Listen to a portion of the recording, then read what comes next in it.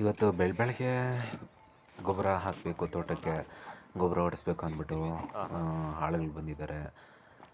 ಬೆಳಗ್ಗೆ 6 ಗಂಟೆಗೆಲ್ಲ ಆಳುಗಳು ಬೇಗ ಬಂದರು. ಕೆಲಸ ಬಂದು ಸಿಕ್ಕಾಪಟ್ಟೆ ಫಾಸ್ಟಾಗಿ ನಡೀತಾ ಇದೆ. ಒಳ್ಳೆ ಕೂಲರ್ ಅಂತಲೇ ಹೇಳ್ಬೋದು. ಒಳ್ಳೆ ರಾಕ್ಷಸರು ತುಂಬಾಗ್ತಾ ಇದ್ದಾರೆ ಕಣ್ರಿ. ನೋಡ್ತಾ ಇರ್ಬೋದು, JCBಗಳು ಕೆಲಸ ಮಾಡ್ದಂಗೆ ಮಾಡ್ತಾಯಿದ್ದಾರೆ. ಒಂಚೂರು ತಾರಾಡ್ತಾ ಇಲ್ಲ, ಸೂಪರಾಗಿ ಕೆಲಸ ಮಾಡ್ತಾವ್ರೆ. ಇಂಥವ್ರು ಸಿಕ್ಬಿಟ್ರೆ ಒಂದಿನಕ್ಕೆ 10 ಲೋಡಲ್ಲ 15 ಲೋಡ್ ಬೇಕಾದರೂ ಗೊಬ್ಬರ ತುಂಬೋದು. ಇವತ್ತು ನಮ್ಮ ತೋಟಕ್ಕೆ ಗೊಬ್ಬರ ಹೊಡಿಸ್ತಾ ಇದ್ದೀನಿ. ಇವಾಗ ಆಳುಗಳು ಬಂದಿದ್ದಾರೆ. ಇವರು ಬೆಳಗ್ಗೆ 6 ಗಂಟೆಗೆ ಬಂದರು. ಇವಾಗೆ ಅರ್ಧ ಲೋಡ್ ಆಗೋಯ್ತು. ಇನ್ನೊಂದು 10 ನಿಮಿಷ ಪೂರ್ತಿಯಾಗಿ ಲೋಡ್ ಆಗೇ ಬಿಡುತ್ತೆ ಕಣ್ರಿ.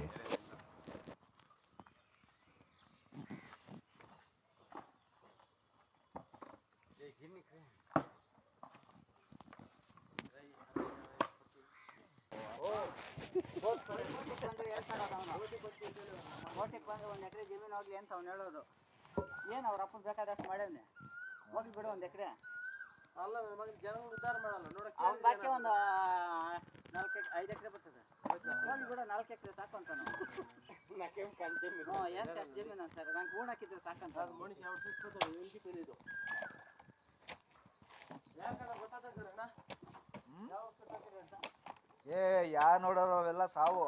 ಅದೇ ಹೇಳೋದು, ಇರೋ ಗಂಟೆ ಯಾರು ನೋಡವ್ರೆ. ಒಂದು 4 ಜನ ನಗ್ನಗ್ತಾ ಇರಬೇಕು, 4 ಜನ ಒಳ್ಳೇದು ಮಾಡಬೇಕು. ನಮ್ಮನ್ನ ಅಂತ ಬುದ್ಧಿ ಇಲ್ಲ. ಯಾರು ನೋಡವ್ರೆ ಸಾವು. ನಾಗರಾಜ ಪ್ರೇಮ್ ಪುಲ್ಯ ನಕ್ಕ ఏమన్నా మాట్లాడుతుందా వాడి వేళకి అయిందప్ప అడుగుతున్నా. ఇంకా మీ మామ అంతా పక్కన ఉంటాడు, ఇంక చెప్తాను.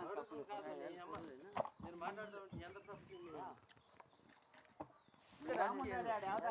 పెద్దోడు బుద్ధే లేదంటాడు. ఇంకేం దగ్గరికి పెద్దోడికి బుద్ధే లేదంటాడు. ఇంక తిరిగలమ్మా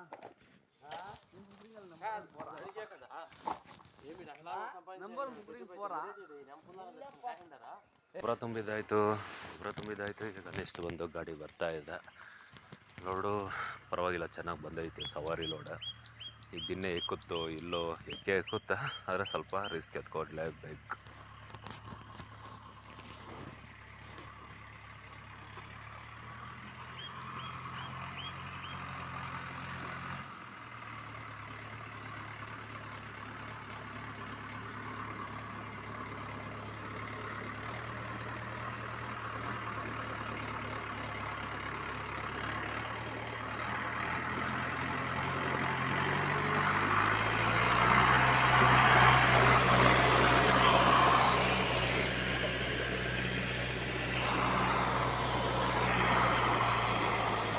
ಗೊಬ್ಬರ ತುಂಬ್ಕೊಂಬಂದು ತೋಟ ಹತ್ರ ಬಿಟ್ಬಿಟ್ಟು ಇವಾಗ ನೆಕ್ಸ್ಟ್ ಇನ್ನೊಂದು ಲೋಡ್ ಗೊಬ್ಬರ ಬೇಕಾಗಿತ್ತು.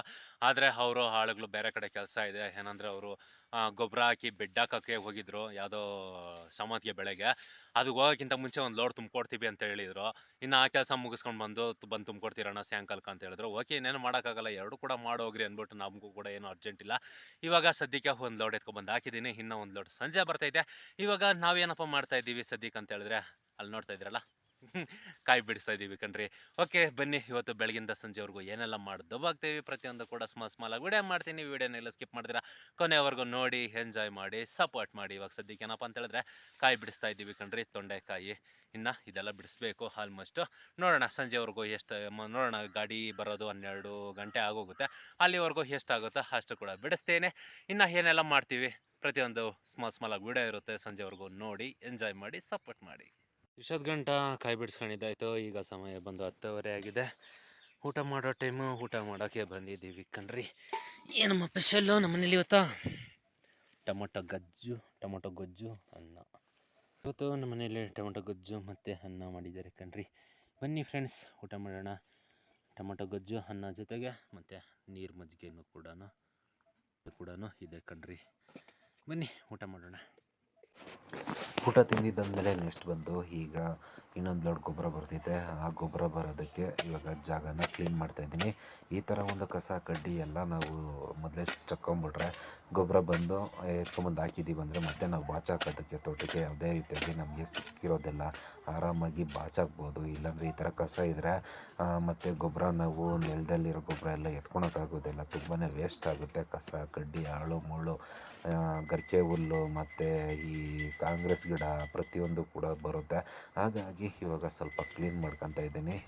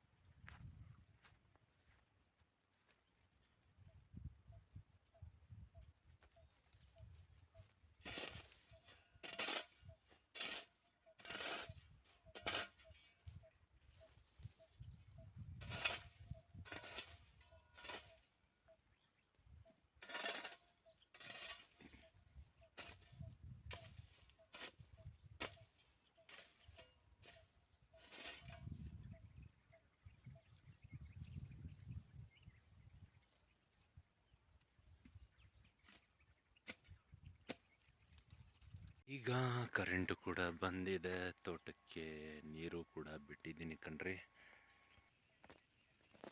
ಈಗ ತೋಟಕ್ಕೂ ಕೂಡ ನೀರು ಬಿಟ್ಟಿದ್ದೀನಿ. ಎಲ್ಲ ರನ್ನಿಂಗ್ ಆಗ್ತಾ ಇದೆ. ತೊಂಡೆ ಗಿಡಕ್ಕೆ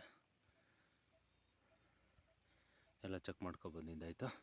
ಎಲ್ಲ ಚೆಕ್ ಮಾಡ್ಕೊಂಡು ಬಂದು ಇವಾಗ ಎಲ್ಲ ಓಡ್ತಾ ಇದ್ದಾವೆ. ಕುಡಿಯೋಕ್ಕೆ ನೀರಿಲ್ಲ, ಹಾಗಾಗಿ ಕುಡಿಯೋಕ್ಕೆ ನೀರು ಹಿಡಿದು ಮಾಡ್ತಾ ಇದ್ದೀನಿ ಕಣ್ರಿ. ಬೇಸಿಗೆ ಸಮ್ಮರ್ ಸೀಸನ್ನು ಎಷ್ಟು ನೀರು ಹಿಡಿದು ಮಾಡಿದ್ರೂ ನಾವೇ ಕುಡ್ದಾಕ್ತೀವಿ. ತೋಟಕ್ಕೆ ನೀರು ಬಿಟ್ಟಿದ್ದಾದಮೇಲೆ ನೆಕ್ಸ್ಟ್ ನಾವು ಬಂದು ಕಾಯಿ ಬಿಡಿಸ್ತಾ ಇದ್ದೀವಿ ಕಣ್ರಿ. ಮತ್ತು ಸಂಜೆ ಇವಾಗ ಸ್ವಲ್ಪ ಬಿಡಿಸಿ ಇಟ್ಕೊಬಿಟ್ರೆ ಬೆಳಗ್ಗೆಗೆ ಸ್ವಲ್ಪ ಈಸಿ ಆಗುತ್ತೆ. ಹಾಗಾಗಿ ಕತ್ಲಾಗೋವರೆಗೂ ಎಷ್ಟಾಗುತ್ತೋ ಅಷ್ಟು ಕಾಯಿ ಬಿಡಿಸೋಣ ಅಂದ್ಬಿಟ್ಟು ಈ ಕಡೆ ನಾನು ಬಿಡಿಸ್ತಾ ಇದ್ದೀನಿ, ಆ ಕಡೆ ಬಂದು ನಮ್ಮಮ್ಮ ಬಿಡಿಸ್ತಾ ಇದ್ದಾರೆ. ಇಬ್ಬರು ಈ ಥರ ಕೆಲಸ ಮಾಡ್ಕೊತಾ ಇದ್ದೀವಿ ಕಣ್ರಿ.